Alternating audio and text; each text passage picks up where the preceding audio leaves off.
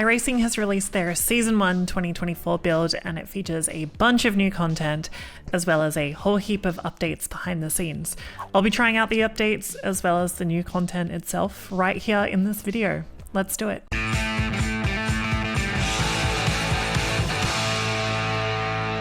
So the first thing to talk about in this update is actually something that wasn't included in this update, and that is rain, or the Tempest system, as iRacing is calling it. Very exciting thing. It's been coming for a long time, and we were thinking that it was going to be coming in this build, maybe to a couple of cars, but that's not happening at the moment. We do expect to see it within the next couple of months though. I'm personally really excited for it. I think it's going to be the best update to iRacing in a while.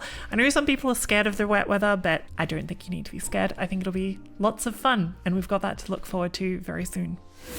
Now, as rain wasn't included in this update isn't the biggest update in the world, but there are some important things in the back end, especially to note. I'll be going through these first, and then I'll be trying the content later on in the video.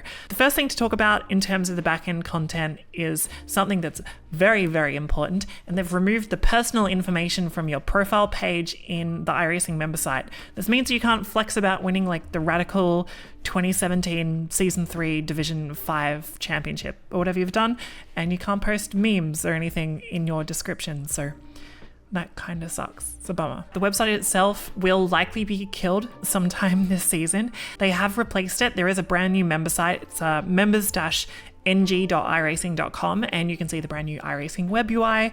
It's basically like the desktop UI, but it's in a browser, and technically this UI is better in every way than the older UI, but it's like that Top Gear meme, you know, this is perfect, but I like this. I still like the old UI. I don't know why, but we're all gonna like the new UI now. There are some more backend updates. One of them, very important, when you log in, you can now click Remember Me, and when you click Remember Me, it will remember you, and it will also remember that you clicked Remember Me, which is good. And it's also now mandatory to install the Formula V, the Street Stock, USA International, and Lime Rock Speedway when you install iRacing, as apparently there is a new kind of onboarding tutorial of sorts that's going to be coming in the next couple of weeks, so that's exciting. The new damage model has been added to 14 new cars as well. 5 of these cars are legacy. There are 3 NASCAR Cup cars, which are going to be cool on the new damage. And then there's some off-road trucks, the Super Late model, the Dirt Modified, the HBD, and a piece of the new content that I'll be talking about a little bit later. Also added in this build is 3D foliage to a bunch of new tracks. We've got Lime Rock, Okayama, and VIR. I went through this in a previous video. I think the 3D foliage is actually really cool in iRacing. I think it adds another dimension to the graphics of the game. Also coming in this build is 3D curbs. It's going to be coming to Okayama and Mugello, and the 3D curbs are surprisingly good. I was expecting them to kind of look maybe slightly different and feel slightly different, but they feel completely different. Previously, the curbs were kind of a flat texture, and it would kind of rumble your wheel or play a kind of feel through the force feedback when you drive over it. But the new curbs, actually the wheels kind of bobbing up and down into each kind of drop off in each curb, and it feels amazing through the wheel. I highly rate it, and you should give it a go at home as well. There's been a bunch of changes to the sporting code of iRacing in this build as well. Section 8.1 and 8.2 are quite different. Most of these won't affect you unless you're being naughty, but you can now explicitly get done for using automated driving inputs and tanking your iRating, which are the 2 that I noticed. iRacing can also disqualify you from races after the results have been generated, and they can restrict your ability to participate in certain series as well. This feels like in direct response to some sim racing teams that were cheating a bit last year in Daytona and some other big special events. The AI racing in iRacing has been improved as well. Every season, the AI drivers go off to university at the University of Advancement of Simulated Life Forms. The AI drivers have to read a bunch of books. This season, their curriculum consisted of... So the AI has been improved, and they read all those books. So good work, AI. Clap, clap. There's also a change to the gravel and the off-road physics. The way I've interpreted this is that the deeper you get into a gravel trap, it will stop you from moving more than if you just go into it a little bit. So yeah, There's been a bunch of updates to the GT3 cars in iRacing as well. For what seems like the majority of people playing iRacing who like racing GT3, this could mean a lot of things. The main one that's been changed is the traction control and the ABS. It is a little bit too early for me to tell you what this means, but if you're building setups, I would definitely be aware of it. You may need to change your settings. And the BOP has also been adjusted for this season as well. They've also made the IMSA cars have more yellowy headlights because they have. Good on them. iRacing has also played around with the GTP class. They made some small adjustments to like aerodynamics, drag, and they played with the traction control settings as well on those cars. I would do the same and double check your setups before racing any of the hypercars this season.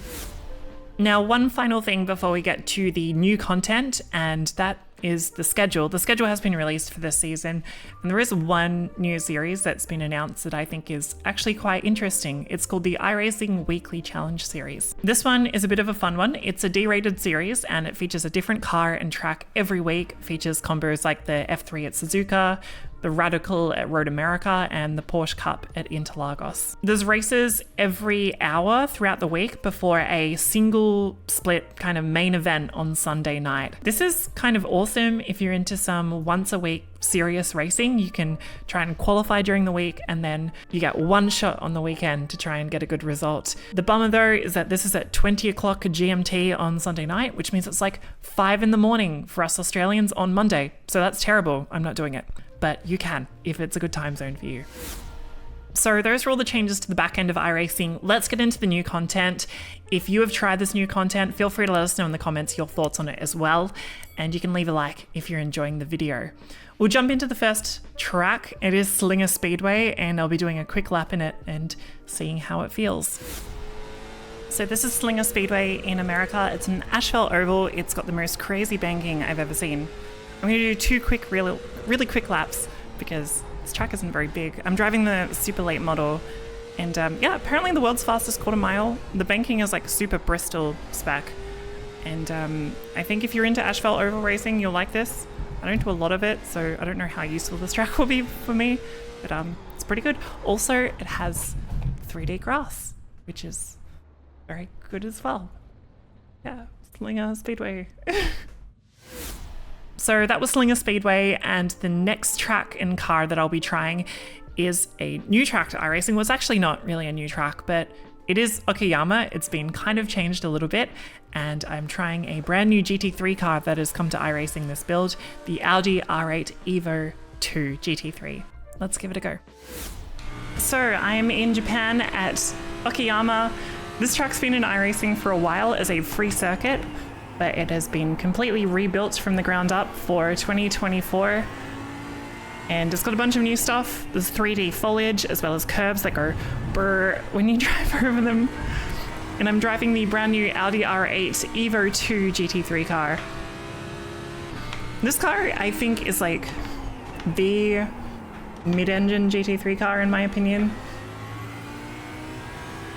It's got a huge amount of aero grip, and it's fantastic through like medium and high speed corners. It's like really good at sticking to the ground, and it always has lots of turn, but often you're battling oversteer when you are off throttle.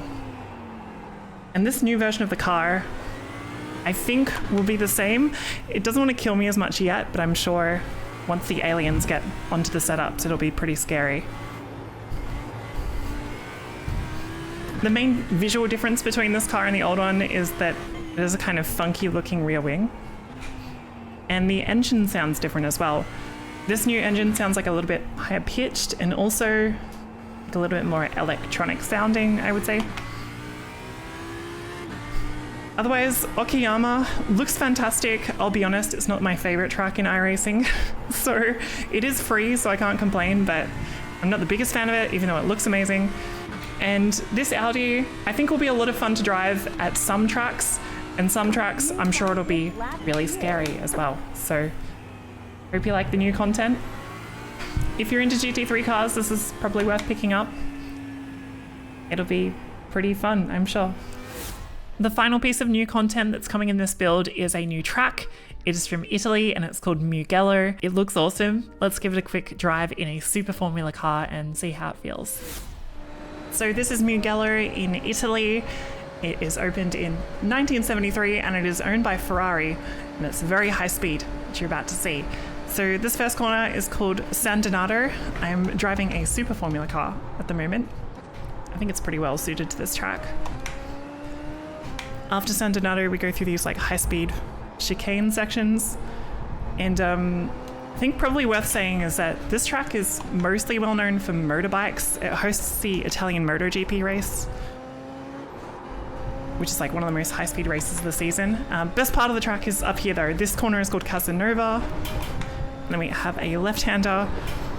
And then these two right-handers. We have Arrabbiata 1, just battling with understeer, and then Arrabbiata 2 as I completely miss it.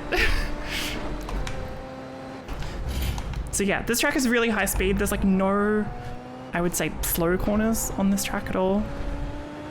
I think it's really, really fun in a high downforce, high speed car.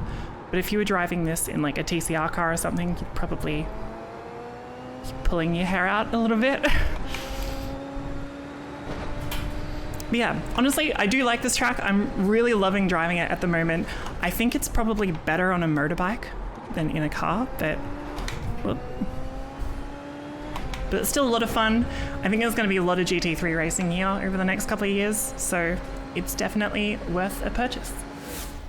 So those are all the bits of new content and updates to iRacing in Season 1 2024.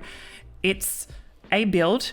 I not to roast iRacing, I think they're doing great work. It's not the biggest build I've seen in my life, but they're obviously hard at work at Rain, and I think we'll be seeing that really soon. And Mugello, I personally love. I think it's a really fun track, and I'm enjoying it to drive it in the Super Formula. What are your thoughts on this build? Do you think it was good? Do you think it was not so good? Feel free to let us know in the comments. I'm interested to hear your thoughts. Otherwise, if you liked the video, feel free to leave a like, and you can subscribe to Overtake for more sim racing videos. I'll see you next time. Bye bye.